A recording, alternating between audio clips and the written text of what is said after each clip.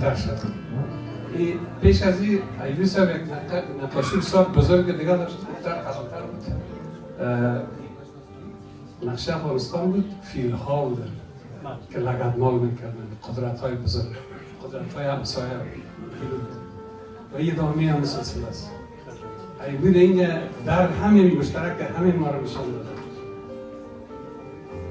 روشه قلب هر کدام ما همون وطن است، زادگاه ما، و هر لحظه شاید پارچه شده و خون شدن زخمی تر شده نشان هستیم توسط بیگان ها و البته با کمک نادان هایی که امروز زمامدار هستند در افغانستان یا در سیاست خارج داخل افغانستان مطرح هستند.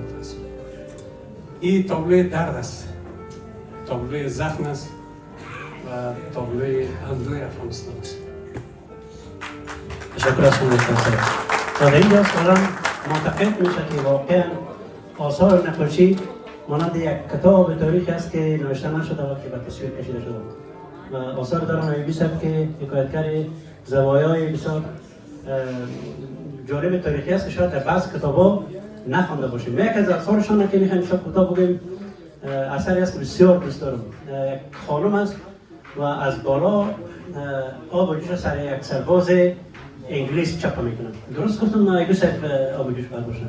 و او حکایتگری است که میره خودم شخصا نخوانده بودم در کتاب‌ها، برای من مثل یک کتاب تاریخ این مسئله روشن شد. به هر صورت دوستان تشکر از اینکه سهم گرفتین، دیدین و تشویق کردین هنرمندای ما را، مخصوصا آقای ایوبی را با اینقدر کارهای بسیار گرانبهایشان.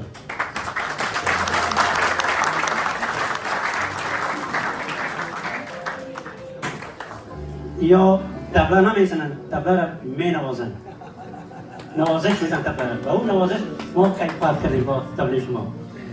محترم نثار عطایی را خوب شاید همه ما اکثر دوستایی که جستن میشناسن. نواز بسیار پیرادست و کشورم.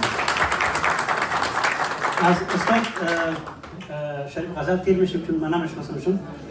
اگه معرفی کنم بسیار گستاخی خواهد شد. عمران جان نام خدا چی پنجاه دارن؟ این شما حتما شنیدین، امشب هم خواهد شنیدین که عمران جان غزل فرزند استاد شریف غزل. با عرض سلام مجدد خدمت همه شما بزرگوارایی که تشریف آوردین و برای من بسیار جای خوشی و افتخار است که امشب در این بزم معنوی و فرهنگی که جناب ایوبی صاحب بزرگوار نمایشگاه آثار نقاشیشان امشب بود که ما آثار نقاشیشان دیدیم و با کارهایشان آشنا شدیم و یکی از افتخارات کشور ما هستند و بزرگواریشان آنقدر بزرگی و عظمتشان است که محبت همه شما و امشب بیشتر از نقاشی صحبت شد. خداوند خودش نقاش است، نقاش حقیقی ذات پاک خداوند است و ما شما و همه ما یک اثر زیبای تصویرهایی هستیم هر کدام ما که وقتی به یکدیگر خود نگاه میکنیم نقاش اصلی کسی که ما را به تصویر کشیده و این صفت را که خداوند بر یک بنده خود اعطا میکنه که او عبارت از خلاقیت است، نقاشی است، قابل قدر است و حضرت ابوالمانی بیدل میفرماید نه نقش چین نه حسن فرنگ آفریدن است. به خاطر که تمام زیبایی ها را خداوند خلاصه کرده در وجود آدم یا انسان، در صورتی که اگر ما قدرش بخوریم نه نقش چین نه حسن فرنگ آفریدن است.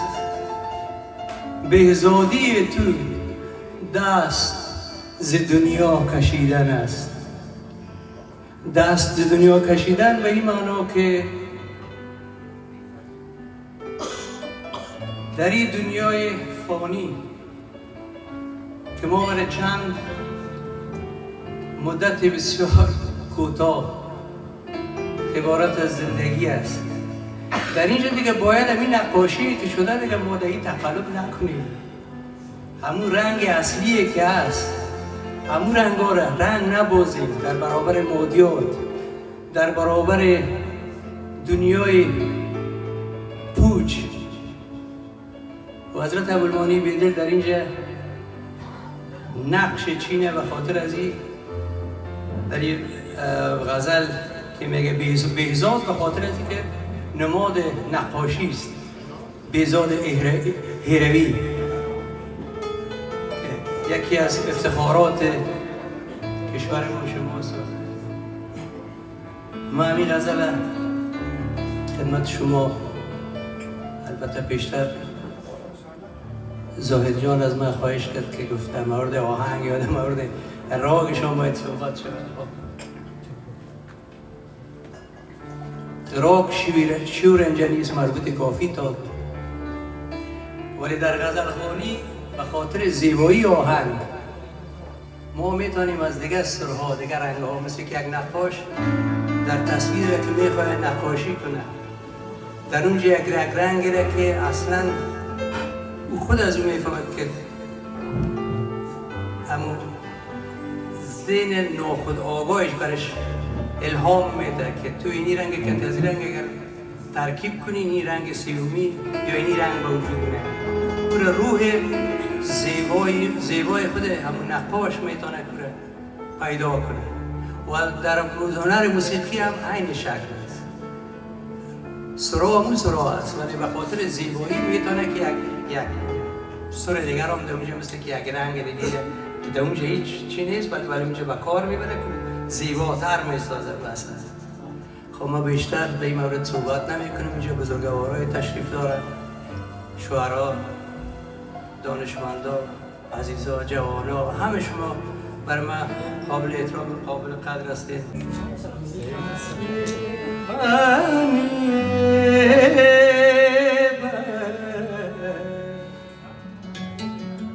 غزل از حضرت ابوالمانی بیدل رحمت الله علیه. این غزل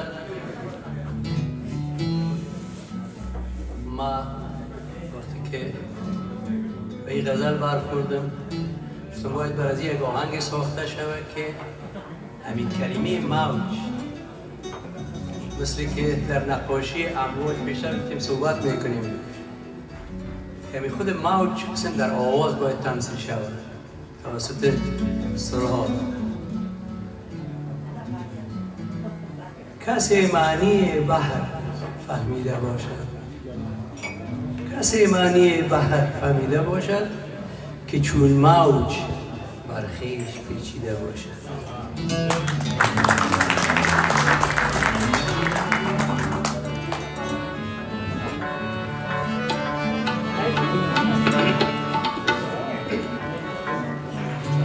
کسی معنی بحر فهمیده